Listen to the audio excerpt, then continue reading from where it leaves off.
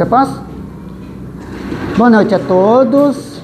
Que a paz do nosso Senhor Jesus Cristo esteja aqui, com nós aqui, aqui para o pessoal daí das redes sociais que estão nos acompanhando, né? Mais nessa noite aí que nos foi legada, né? Pela espiritualidade, nessa casa abençoada que tem o nome de Maria, né? Maria, que eu vou falar sobre Maria de Nazaré, né? Maria e José, né? Então, o nome já traz tudo. Inclusive esse tema eu estou trazendo do mês da Uzi, que é Maria de Nazaré, mãe de Jesus, e Dia das Mães, né? Eu costumo falar, tá bom aqui, né, Roberto?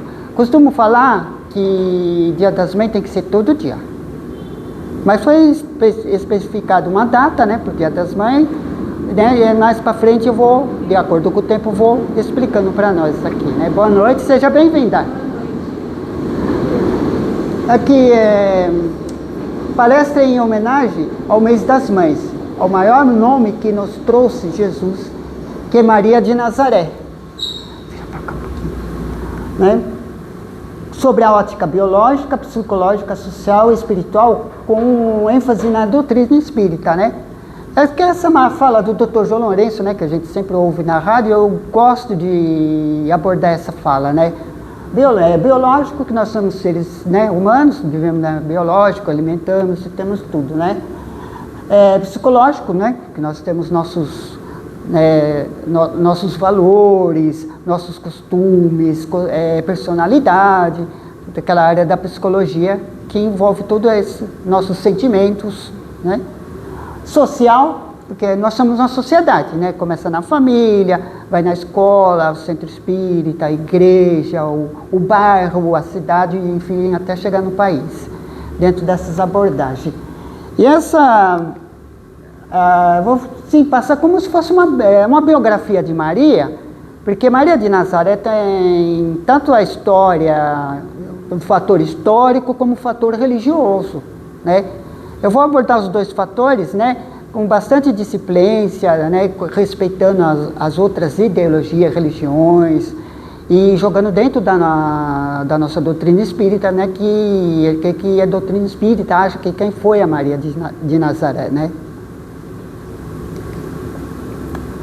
Para a gente fazer uma ideia, como falei ali do fator social, aqui para dar uma ideia, essa região aqui, ó, apesar que Maria nasceu em Nazaré e Jesus nasceu em Belém, eles conviveram nessa área aqui do Mar da Galileia.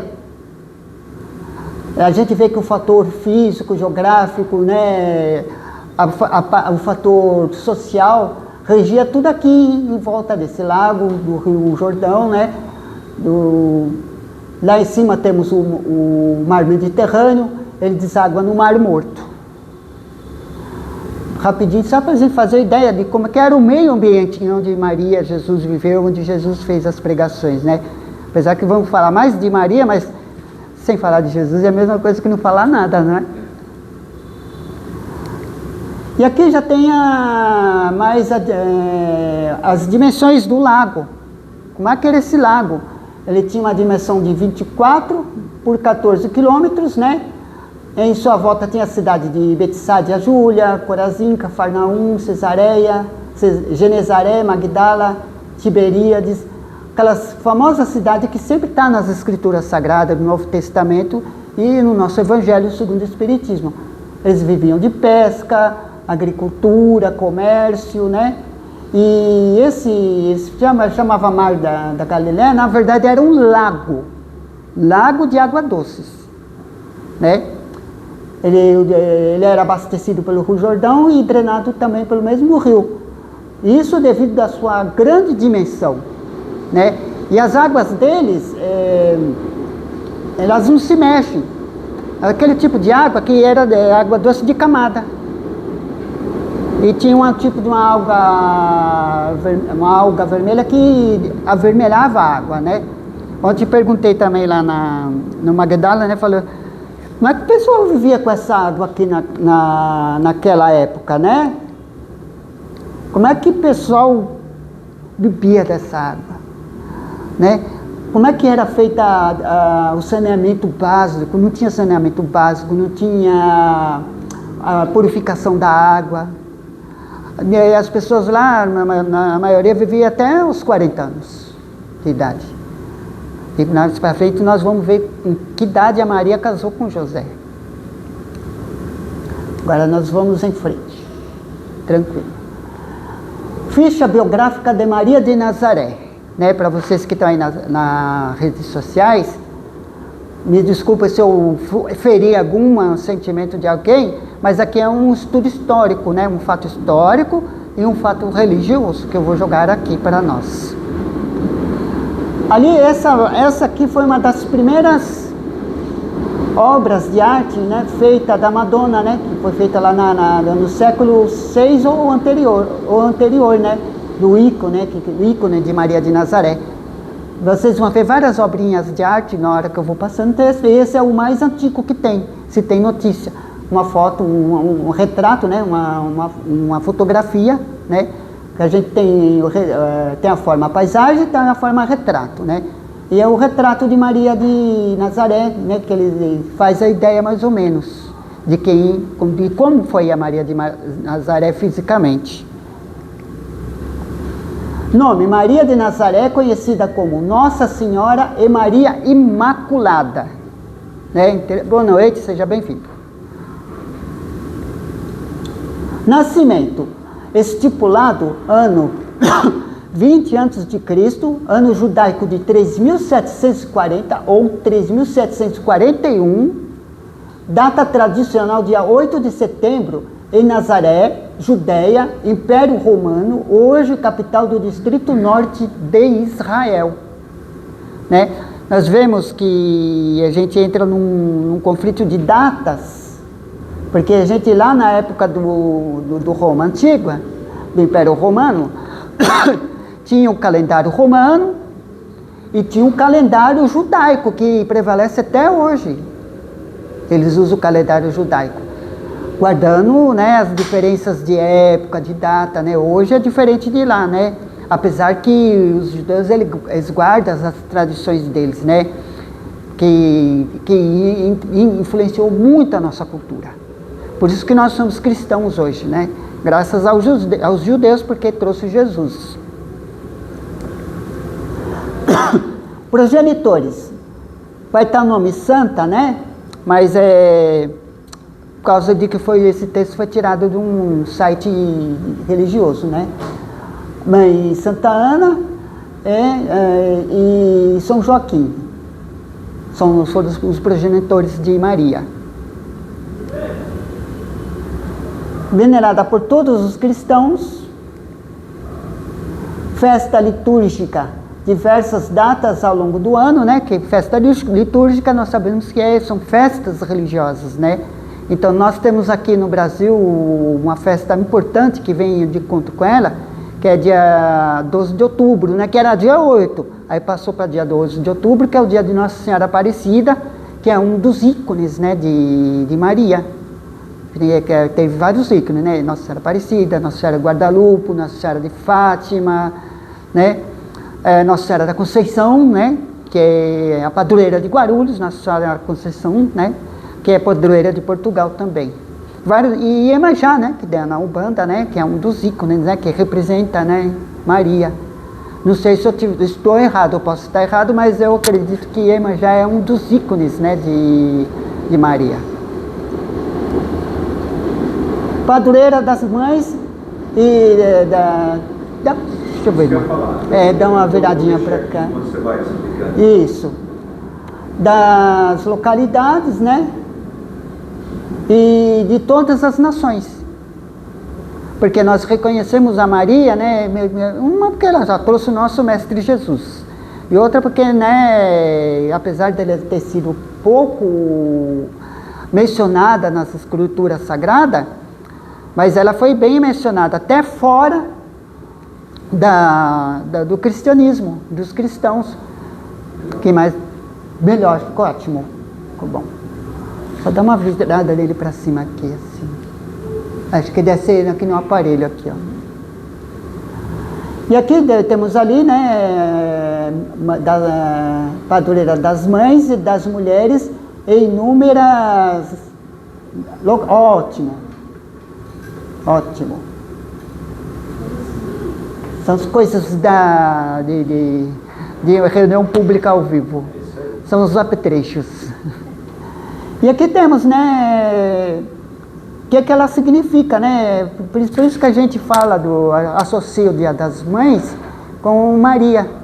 Apesar que é uma data totalmente separada uma da outra, né? Aquela questão de a gente ter um discernimento para separar uma coisa da outra. Aqui dá para fazer uma ideia da árvore genealógica. Para ir para vocês das redes sociais, né? Nós sabemos que uma árvore genealógica é aquela árvore que vem da família da gente. De onde nós surgimos. De onde surgiu nossos pais, nossos avós. E nós temos ali, de Maria, vem de parte de Eleazar, de Baf, Eleazur, Matã, Finéias, Sebará, Padoc, Radber, Jacó, né, que os avós de Maria, Ionaquir e Diná, que ela que veio Maria. Ionaquir e Diná, Maria, e depois ela, mais para frente, conheceu José, e que veio Jesus, que é conhecido como nosso mestre, modelo e guia. Eu trouxe essa árvore genealógica para dar uma ideia, né? Porque a genealogia da Maria é mais complexa ainda. Ela já vem lá do tempo de Abraão, que mais pela frente eu vou mostrar para nós. Aqui está uma imagem da inteligência artificial para fazer uma ideia de como é que era o rosto de Maria, para chegar mais perto da realidade. Então fez uma ideia de como era Maria na época. Uma menina, né? Um rosto de menina, um rosto bem, né, bem formado, uma beleza pura, né? Uma pessoa maravilhosa, né? E então a inteligência artificial, sabendo usar ela traz muitos benefícios, muitas coisas boas. Nós sabemos que também tem as pessoas mal intencionadas que usam a inteligência artificial para fazer deepfake, fake news. Não, aqui foi por uma causa nobre para a gente ter uma ideia como é que era a fisionomia de Maria de Nazaré. É de conhecimento comum que as genealogias contidas em Mateus e Lucas são diferentes. Por que são diferentes? Porque Jesus nada escreveu. Então, quando os apóstolos foram fazendo a escritura, Jesus falava, ensinava e eles iam escrevendo. Então, dentro disso, cada um, eles faziam de acordo com os seus valores, com os seus sentimentos, do modo que ele expressava ali. Por exemplo, eu tenho um modo de expressar. Aí o Roberto tem um modo dele de expressar diferente. A Ângela, né, a Adriana, o Miguel. Cada um de nós tem o seu valor, tem um modo de expressão. Então, por isso que dá algumas divergências até dentro das obras, né, literárias, obras sagradas, e assim por diante. Até em traduções de obras. Nós vimos que a Gênesis, tanto a Gênesis como o céu e o inferno foram adulterados, né? Tem adulteração também, né? Essa é aquela questão que nós não vamos entrar muito em detalhes, que é uma palestra à parte. Alguns pontos notáveis na linhagem de Maria são que ela era descendente de Abraão. Olha só, né? Porque nós somos de descendência abraâmica, a nossa cultura religiosa é de descendência abraâmica. Pontos notáveis na linhagem de Maria, que ela é descendente de Abraão, Isaac e Jacó, está em Lucas capítulo 3, versículo 34, no Novo Testamento. Ela era especificamente da tribo de Judá. Nós já ouvimos falar das 12 tribos, né? Antes de formar o povo de Israel, né? Que são originários das 12 tribos, a separação das tribos, e assim, né? E aí, uma das tribos de Judá. Outra questão relacionada à linhagem de Maria é sua relação com Isabel, que eles tiveram certos parentescos, né? A mãe de João Batista, com a mãe de Isabel, a mãe de João Batista. Lucas diz que Maria era parente de Isabel, que pertencia à tribo de Levi. Lucas, capítulo 1, versículo 5, versículo 36. Quer dizer que eles eram primos, né? Eles tinham um grau de parentesco ali entre eles, né? Que na antiga tradição tinha o costume de casamento consanguíneos, né? De primos principalmente, né? Mas aqui nesse caso foi um caso especial, um caso preparado mesmo, para poder vir o nosso Salvador, né?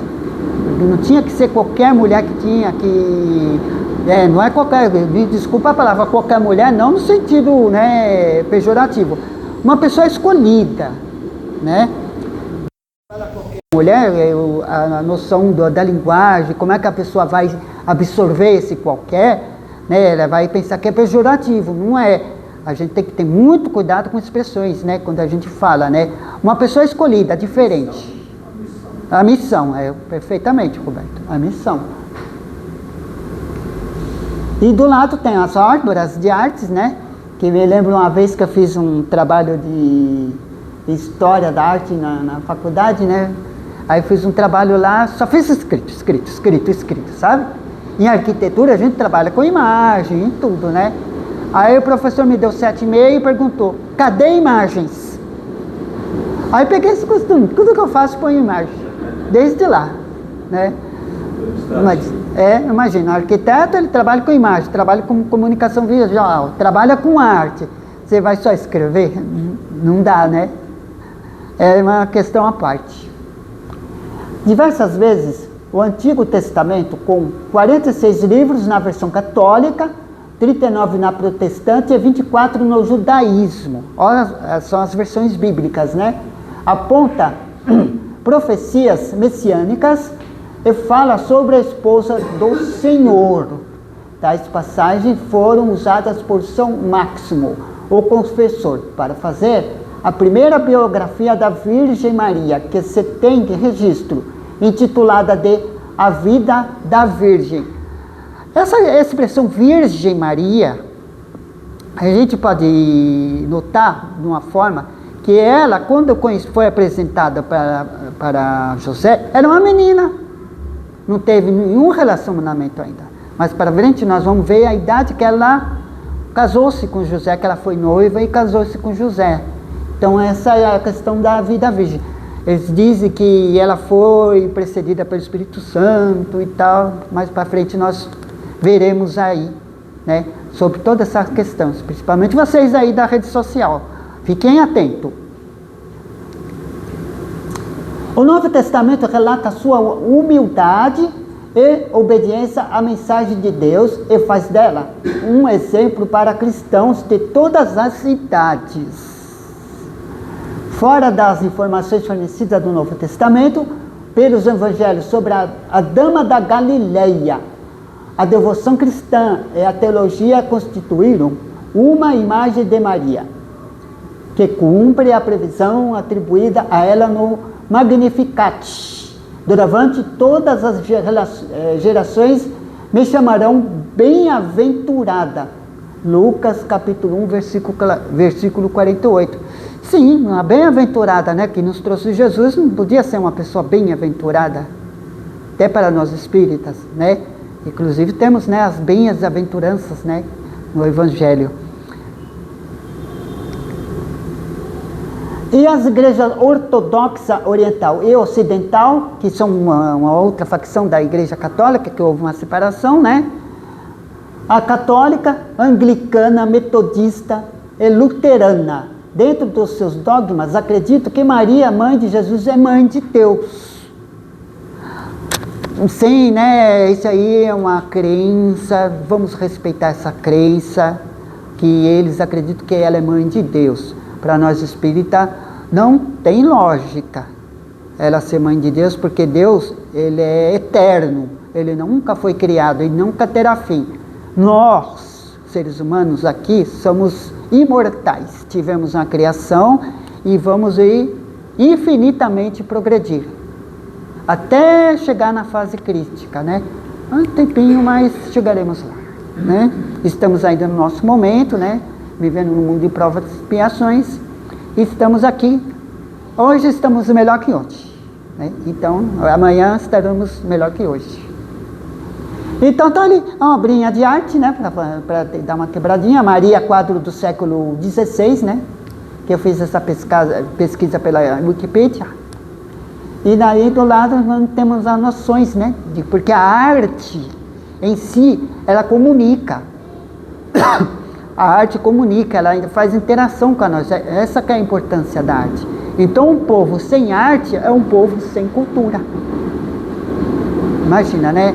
Se não tem arte, pintura, escultura, arquitetura, a literatura, a música, né? Todas as formas de arte, que é uma expressão do sentimento humano. Todos nós temos um sentimento, então temos que valorizar a arte. Mais uma obrinha ali. Maria nos Evangelhos Canônicos e Alcorão. Gente, Maria está no Alcorão? Sim! Alcorão, que é um livro sagrado dos muçulmanos, né? Pode ter algum muçulmano nos olhando por aqui, né? Nosso profundo respeito a Maomé, Mohamed, né? Allah, né? Que são entidades, né? Da fase crística, né? Que estão lá, que eles seguem, né? Com muito respeito, né? Aos islâmicos, né? Que são nossos irmãos também, que são de origem abraâmica também, né?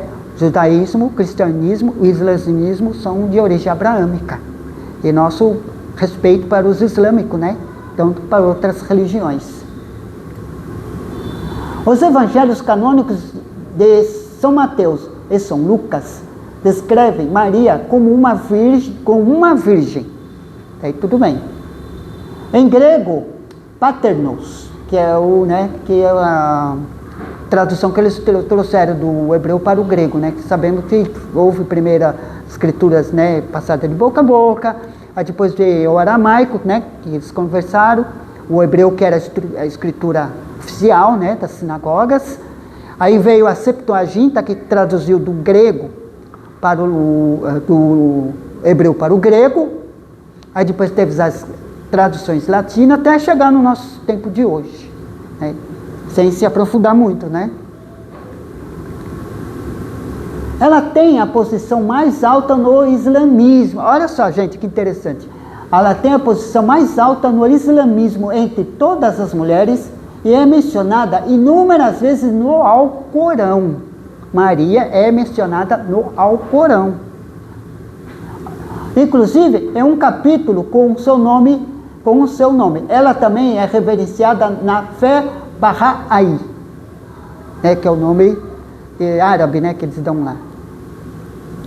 E você vê, né, a gente, dentro do meus conhecimentos, eu não imaginava que Maria seria conhecida dentro das escrituras sagradas do Alcorão, né? Eu achava que eles reconheciam Jesus como um profeta, né, não como dentro, né, da nossa concepção, né, um profeta que passou por aqui, né, sendo que a concepção deles é Maomé, né, é Allah, né, que é outra concepção religiosa deles, né, com muito respeito que nós temos por eles.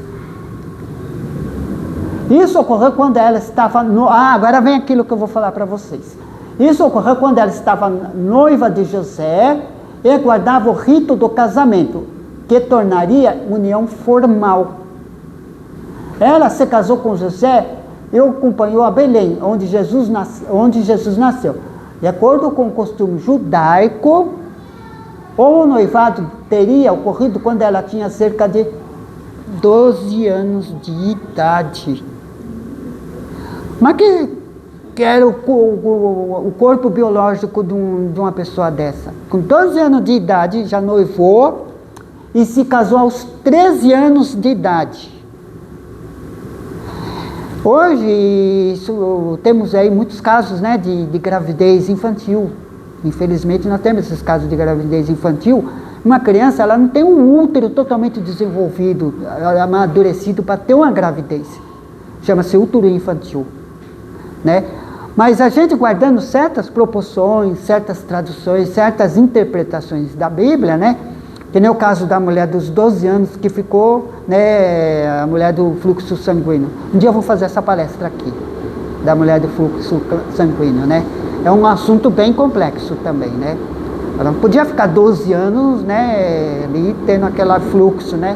Porque o máximo que um fluxo sanguíneo, que seria a menstruação, máximo 7 dias, e se passar desses dias aqui já vira uma enfermidade. Isso eu vou falar numa palestra que nós vamos combinar aqui, né, Antiela? Nós vamos combinar essa palestra aqui.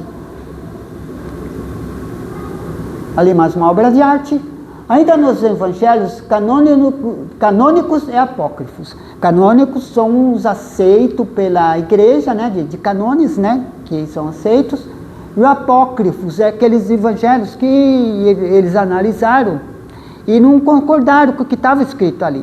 De acordo, né, com a igreja da época, né, que foi oficializada em Roma por Constantino, aí veio o catolicismo com seus dogmas, então eles fizeram ali, né, essa separação. Esses evangelhos aqui, os canônicos, e os apócrifos, né, que tem muitas coisas ali que tem que ter muito discernimento para a interpretação. O Novo Testamento começa o seu relato da vida de Maria com a anunciação. Então, o anjo Gabriel desceu e fez a anunciação, né, que ela, né, que seria mãe do Salvador. Quando o anjo Gabriel apareceu a ela anunciando que Jesus a escolheu para ser a mãe, que Deus escolheu para ser a mãe de Jesus. Então, já é um espírito já ali qualificado para receber esse espírito de tão alta hierarquia. Então Maria ela teve que ser um espírito preparado todos esses anos, através até de várias encarnações, para chegar no ponto para receber Jesus, esse espírito maravilhoso que nos trouxe aqui e nos ensinou muita coisa. E ainda ensina. Nós estamos ainda nos ensinando. Tradição da igreja dos os apócrifos, canônicos, né? Faltou um ezinho ali para a ligação da... Afirma que os pais de Maria eram um casal de idosos. Interessante, né? São Joaquim e Santa Ana, né? A Joaquim e Ana eram casais de idosos que foram, né, que fizeram a concepção de Maria. No caso de João Batista, né, que também ele foi ser os pais de João Batista conceberam ele também já numa idade madura, na idade mais, né? Então, inclusive, como é que nós vamos ser pai e mãe sendo que nós já somos idosos? Aí teve aquela lenda lá que ele ficou mudo por alguns tempos, né? Depois, né, que João Batista nasceu, aí na mesma época de Jesus, que eles eram primos também, João Batista e Jesus. Na mesma época, né, que João Batista veio, Jesus veio. A Bíblia registra o papel de Maria em eventos importantes da vida de Jesus, desde o seu nascimento até a sua ascensão. Nós vemos ali, né, a manjedoura, né, a história da manjedoura, do Belém, né, que ele estava indo, né, para um evento judaico, né, para Israel, e eles pararam em Belém e ela já estava no trabalho de parto, né? Ela entrou no trabalho de parto, aí eles entrou ali naquela choupana, né, no lugar tradicional que a gente vê nos nossos presépios, né? Ela teve o Jesus ali. Aquela sessão dos 3 reis magos que foram, né, acompanhar a estrela, ele nasceu ali em Belém. E até, né, a sua crucificação ela acompanhou ele. Né? Inclusive, né, é fato, né, muito comentado, né, dentro tanto da nossa doutrina espírita, dentro das religiões. Os evangelhos apócrifos e canônicos falam de sua morte posterior à assunção ao céu, né? Que nós sabemos que Maria ela cuidou dos leprosos, né? Depois que é da desencarnação de Jesus na cruz, né? A sua ascensão, ela cuidou dos leprosos e desencarnou no meio dos leprosos. Hoje nós chamamos de hanseníase. Na época chamava de leprosos, né? Hoje são hanseníases. Antigamente não tinha cura. Hoje tem cura. Hanseníase tem cura, sim, com vários tratamentos, né? Os cristãos acreditam que Maria, como mãe de Jesus, é a mãe de Deus, né? Que para nós, né, que entre nós não tem lógica. Encarnado, Deus encarnados, né? É a Theotokos ou a Deupara. Nós vemos que está ali escrito em grego, né? E literalmente a portadora de Deus. É aquela questão, né, que tem, nós sabemos que dentro da oração da Ave Maria, né, os católicos que rezam ali naquele trechinho, né, Santa Maria, Mãe de Deus. Para nós espíritas a gente fala Santa Maria, Mãe de Jesus, porque Deus não tem mãe. Se Deus tivesse uma mãe, então teria que ter um Deus maior acima dele ainda. Mas Deus é único, é supremo, é amoroso. Então ele não teve começo e não vai ter fim, Deus. E aqui, né, a origem do nome Maria. De onde origina o nome Maria? O nome Maria vem do grego Marias. O nome do Novo Testamento foi baseado em seu nome original em aramaico, que é Mariam, do aramaico, né? Que seria comparar o português ao espanhol, por exemplo, né? Ao aramaico. O hebraico, que é Miriam. Os nomes, antigamente, eles não tinham a substantividade que nós temos no nosso nome, né? Eu chamo Cláudio, né? Roberto, né? Assim por diante, cada um tinha o seu nome, era uma expressão. Então, Maria era senhora, expressão senhora. Maria de Nazaré, senhora lá de Nazaré. Por exemplo, o Claudinho de Guarulhos, por exemplo, mais caindo no nosso tempo, né? Ou senão o motorista da lotação. Era assim. Aí esse nome Maria, né, ele ficou bem gravado nos nossos costumes. Inclusive, a conversão de Maria por inglês é Mary, né, que em vários outros idiomas eles adaptaram o nome dentro do costume, dentro da linguística deles, né? E para nós, no português, é Maria, né? Inclusive, a minha avó chamava Maria da Conceição e Silva, mãe da minha mãe. E olha só, Maria da Conceição. Maria, duas homenagens para Maria. E Conceição, né? Imaculada Conceição, né? Que também é o ícone de Maria de Nazaré. Ambos aparecem no Novo Testamento. Maria, a mãe de Jesus, é chamada pelo nome cerca de 20 vezes lá na Bíblia. Os relatos da Bíblia, né? E ali que os apóstolos fizeram, foram mencionando o nome de Maria. Eu não lembro se dentro das epístolas de Paulo de Tarso ele cita o nome de Maria. Acho que não, né? Eu não estou bem certo. Eu vou pesquisar para ver se ele cita também o nome de Maria, de Paulo. Parece que fizeram uma palestra aquela vez, não vi falar sobre Maria. É mais sobre ensinamento, as cartas exatamente. Aqui temos mais. Em Apocalipse, essa aí é uma parte de Apocalipse, capítulo 12, versículo 1 a 6. O que ele fala? No livro do Apocalipse, capítulo 12, versículo 1 a 6, João não identifica explicitamente a mulher vestida de sol, né?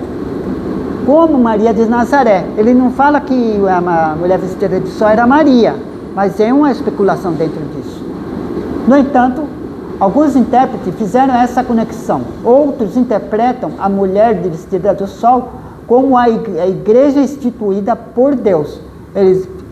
Eles relatam como se fosse Maria ou como a igreja, né, restituída por Deus, né, que seria a igreja, né, a representação da igreja no Apocalipse, né. Aqui tem uma ideia, né, para fazer as doutrinas, que eles acham, né, da Maria. Ali, a doutrina, né, tem dentro da doutrina, nascimento virginal de Jesus, primeiro concílio de Nicéias, 325, os católicos, romanos, cristãos, né, ortodoxos, anglicanos, luteranos, protestantes, e Mormons. Como Mãe de Deus, Teótoco, primeiro concílio de Éfeso, 431, teve o de Niceia e o de Éfeso, né, que também mesmos aceitam pela mesma comunidade, né, que falava que era a Mãe de Deus. Perpétua virgindade, segundo o concílio de Constantinopla, 533, e por Martim Lutero, artigos de Esmalcalde, que eram aqueles lados da Reforma, né? Em 1537, quando houve a Reforma Protestante, com as suas 95 teses. Também aceito pelos católicos, romanos, ortodoxos, alguns anglicanos, alguns luteranos, e John Wesley, né, que é metodismo, né, ele também jogou dentro do luteranismo, um dos fundadores da Igreja Luterana. Imaculada Conceição, Inefabilia Theos, encíclica do Papa IX, 1854, né? Que cada Papa, né, conforme ele toma ali um poder, ele tem, né, certas manipulações de algumas coisas, né? Aceitado pelos católicos romanos, alguns anglicanos e alguns luteranos. E por fim, a Assunção de Maria.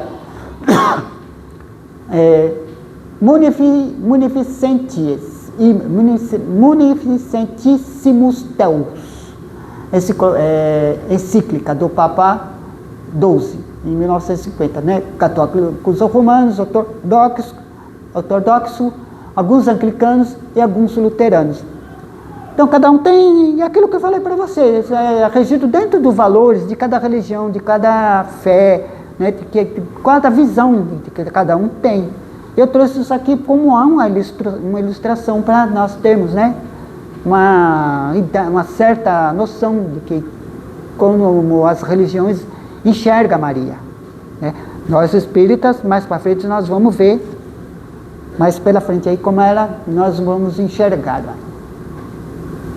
Aqui, Maria segundo o Espiritismo. Agora, chegamos onde nós queremos, né, no Espiritismo. O que nós espíritas pensamos sobre Maria? Preste bem atenção, você da rede social. Maria é um espírito puro, de mais alta evolução, sendo exemplo de amor, abnegação e sacrifício. Trabalhando ao lado de Jesus em prol da humanidade. Ele que ali ficou um pouquinho, não tem problema. Os universitários ajudam. Somente o espírito de hierarquia evolutiva de Maria poderia desempenhar com absoluto sucesso a valiosa missão de ser a mãe do grande governador de nosso orbe, Jesus.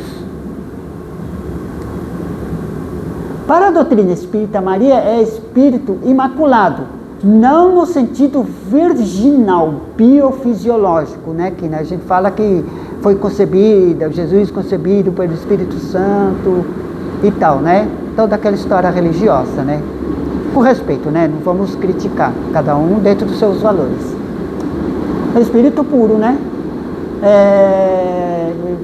Mas sim um ser evoluído ao grau de espírito puro, sem máculas a serem sanadas por meio das marchas evolutivas que todos nós estamos sujeitos. Então quer dizer que ela teve a marcha evolutiva dela dentro das encarnações, até chegar nesse momento tão importante que era receber o Salvador, receber Jesus. Então quer dizer que quantas encarnações ela deve ter tido anteriormente para chegar nesse ponto. Nós também temos para nós chegarmos até esse ponto. O Chico perguntou para o Emmanuel, né, quantas encarnações nós tivemos até agora, né?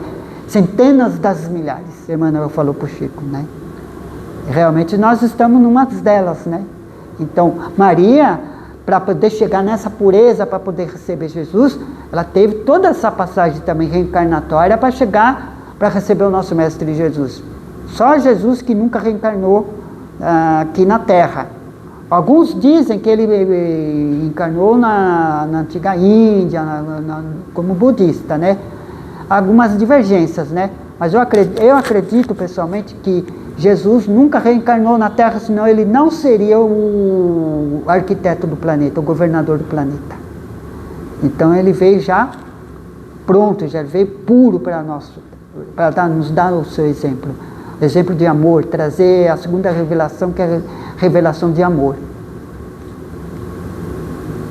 Assim, a virgindade imaculada de Maria, para o Espiritismo, é uma alegoria da cultura de pecado estabelecida pelo cristianismo ao longo dos séculos. Sei lá, o pecado original, né? Então, eles acham que Maria não podia ter tido contato de um homem para fazer a inseminação nela, para ela poder engravidar. No capítulo 1 do Evangelho segundo o Espiritismo, Jesus fala assim: não vim destruir a lei, e sim dar-lhe cumprimento. Então Jesus, ele cumpriu todas aquelas escrituras sagradas judaicas que estão hoje também na nossa Bíblia, né? No Velho Testamento, no Novo Testamento, que estão ali todo escrito. Então, Maria, ela era uma menina, ela nasceu, né? Ela foi José, né? Pai de Jesus, que já era viúvo. O costume judaico, eles não aceitavam que o homem ficava sozinho. Aí apresentaram Maria para ele casou com a Maria. Aí veio Jesus, e Jesus teve mais irmãos também. Ele tinha irmãos da antiga mãe, né? Do pai do primeiro casamento e do segundo casamento, né? Do segundo casamento de José e Maria, que veio, né, a concepção de Jesus. Então, isso é uma coisa muito assim complexa para a gente se discutir, né? Então, nós, salvando certas proporções, a gente, na minha opinião pessoal, é essa: posso estar errado, posso estar certo, né? Eu sou ser humano e nós erramos, né? E ali, assim, o Espiritismo tem profundo respeito por Maria de Nazaré. É claro, né, gente? A gente trata ali a Maria de Nazaré como a nossa mãe querida, né? A nossa querida mãe que nos trouxe o nosso Salvador. Roberto, está quase em cima da hora, eu vou dar uma aceleradinha. E aqui vem Maria, mãe de Jesus, nos Dia das Mães, né? Que Dia das Mães no português brasileiro, ou Dia das Mães no português europeu.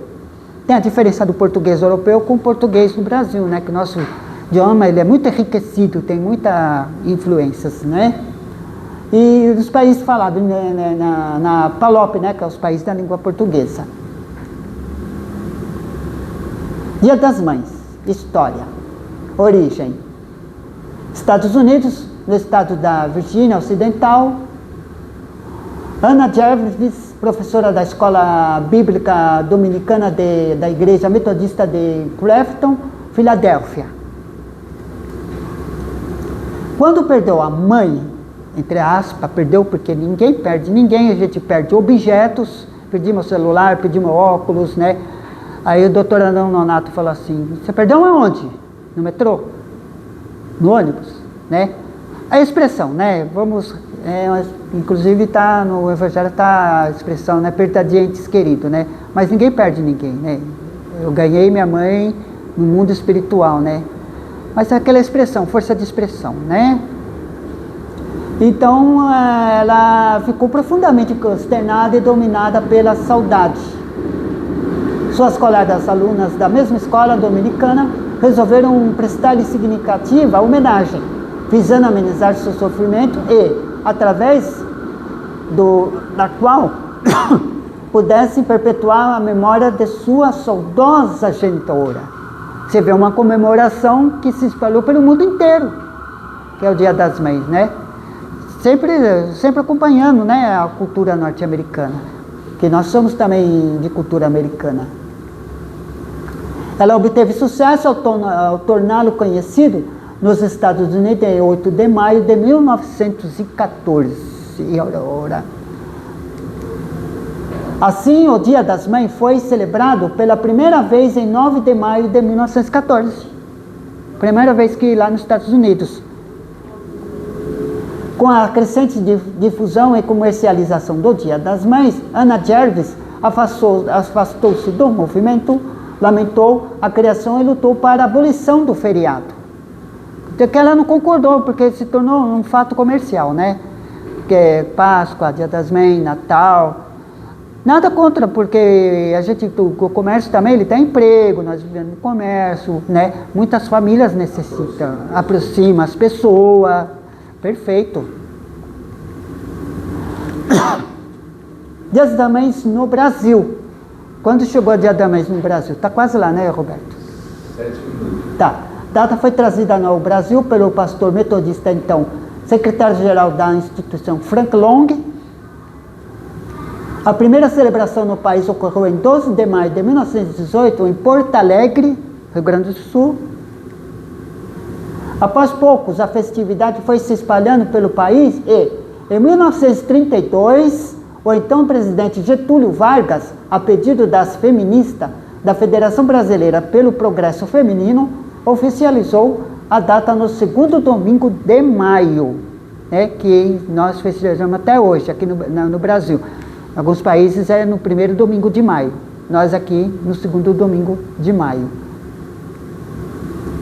No Brasil e nos Estados Unidos, o Dia das Mães é a segunda melhor data do comércio, depois do Natal, uma data comemorada no segundo domingo de maio. E acabou. E estamos aqui deixando essa mensagem, né? Com a minha gratidão por todos, por vocês terem nos seguido aqui na rede social, os irmãos que estão aqui, encarnados e desencarnados. Me despeço aqui com a minha gratidão para vocês.